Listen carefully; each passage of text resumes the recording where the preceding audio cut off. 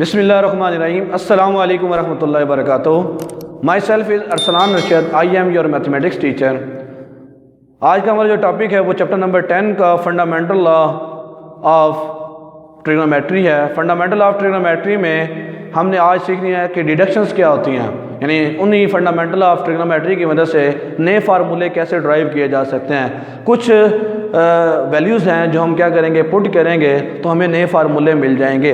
तो सबसे पहली जो वैल्यूज़ है फंडामेंटल ऑफ ट्रिग्नोमेट्री की जो डिडक्शन है उसमें से सबसे पहली डिडक्शन ये है कि हम क्या करेंगे, बीटा को रिप्लेस करेंगे -π/2 के साथ। तो यहाँ पे बीटा की जगह क्या आ जाएगा, -π/2, तो माइनस और माइनस क्या हो जाएगा, प्लस, तो π/2 बन जाएगा। फिर cos alpha as it is cos of beta, beta की जगह क्या लिखेंगे, -π/2। Sine alpha as it is आ जाएगा साइन बीटा, बीटा की जगह क्या लिखेंगे, -π/2 लिखेंगे।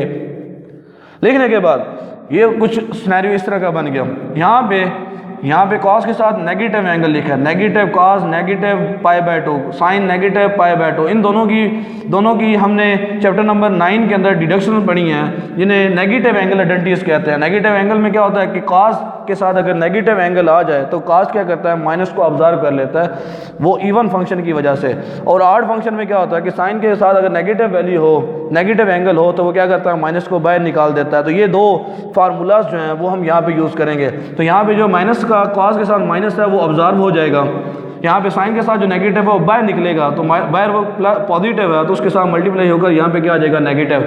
नेगेटिव आने के बाद यहाँ पे cos π/2 यानी cos π/2 को रेडियन में π/2 कहते हैं, लेकिन डिग्री में क्या कहते हैं, 90 डिग्री कहते हैं। तो cos 90 डिग्री की वैल्यू क्या होती है, 0 होती है, और साइन 90 डिग्री की वैल्यू क्या होती है, 1 होती है।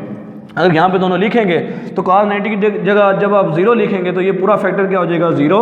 लेकिन साइन 90 डिग्री की जगह 1 लिखेंगे तो यहाँ पे जस्ट कौन सा फैक्टर रह जाएगा, माइनस साइन अल्फ़ा रह जाएगा। तो यहाँ से फार्मूला ये बना कि cos × π/2 प्लस अल्फ़ा लिखा हो।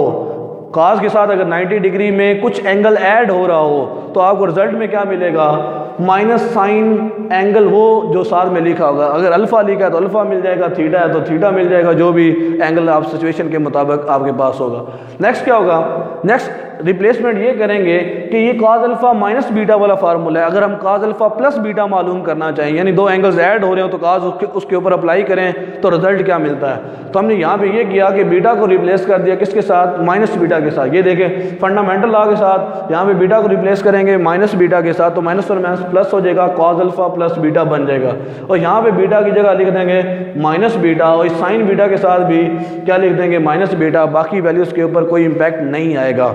तो यहाँ से हमने ये किया, तो यहाँ से ये दोबारा से वही नेगेटिव एंगल आइडेंटिटीज यूज़ होंगी कि वो क्या करेगा, cos माइनस को ऑब्जर्व कर लेगा, साइन माइनस को बाहर निकाल देगा।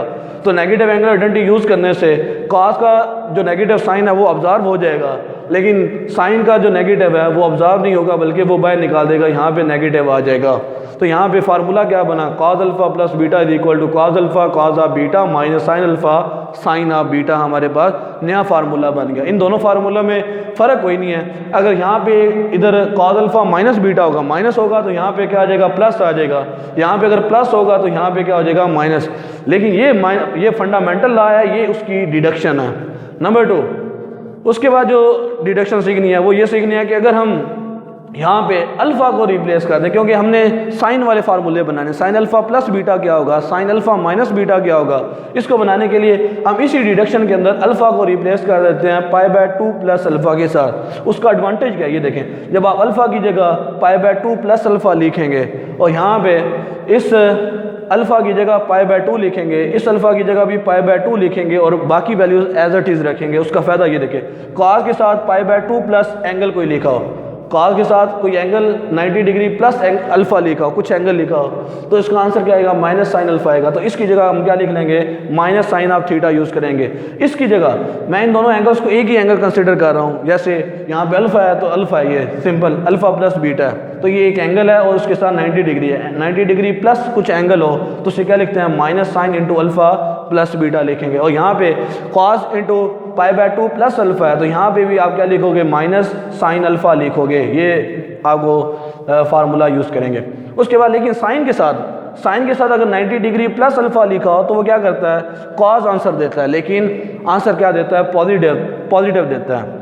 यानी कॉज साइन में बदलता है, लेकिन साइन किस में बदलता है, कॉज में, लेकिन आंसर क्या आता है, पॉजिटिव आता है। तो यहाँ पे हम क्या लिखेंगे, इसकी जगह क्या लिखेंगे, कॉज अल्फा लिखेंगे।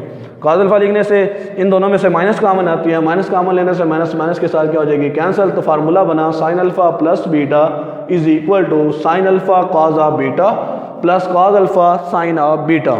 तो यहाँ से इसी बीटा को रिप्लेस कर दिया जाए किसके साथ, माइनस बीटा के साथ। जैसे माइनस बीटा के साथ करेंगे तो यहाँ पे बीटा की जगह क्या आ जाएगा, माइनस बीटा, यहाँ पे बीटा की जगह क्या आ जाएगा, माइनस बीटा, लेकिन कॉज माइनस को ऑब्जर्व कर लेता है तो इस वजह से ये टर्म क्या रहेगी, पॉजिटिव। लेकिन दूसरी तरफ जब अगर आप जाएंगे cos alpha as it is आ जाएगा, साइन बीटा की जगह माइनस बीटा लिखा होगा तो ये माइनस को बाहर निकाल देगा। ये दो फार्मूले बन गए साइन वाले, लेकिन साइन अल्फा माइनस बीटा के फार्मूले और cause alpha sign alpha plus beta के फार्मूले में कोई फ़र्क नहीं है, क्योंकि ये दोनों फार्मूले एक जैसे हैं। दोनों में अगर यहाँ पे प्लस है तो यहाँ पे प्लस होगा, यहाँ पे माइनस है तो यहाँ पे क्या होगा, माइनस होगा। अब दो फार्मूले हमने कॉज के सीख लिए, दो हमने फार्मूले साइन के सीख लिए। दोनों सीखने के बाद नेक्स्ट जो फार्मूला है वो टेन अल्फा प्लस बीटा का फार्मूला है। टेन अल्फा प्लस बीटा का फार्मूला हम कुछ इस अंदाज से प्रूव करेंगे। टेन का हम यूज़ करेंगे कोशेंट फार्मूला, जो कि है tan theta is equal to sine theta divided by cos of theta.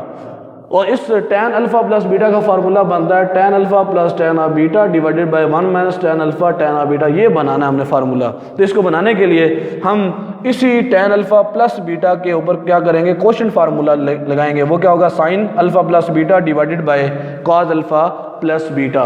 तो यहाँ पे साइन अल्फा प्लस बीटा का फार्मूला अभी मैंने आपको ओपन करना सिखाया। तो ये क्या होगा, sign alpha cos of beta plus cos alpha sine of beta.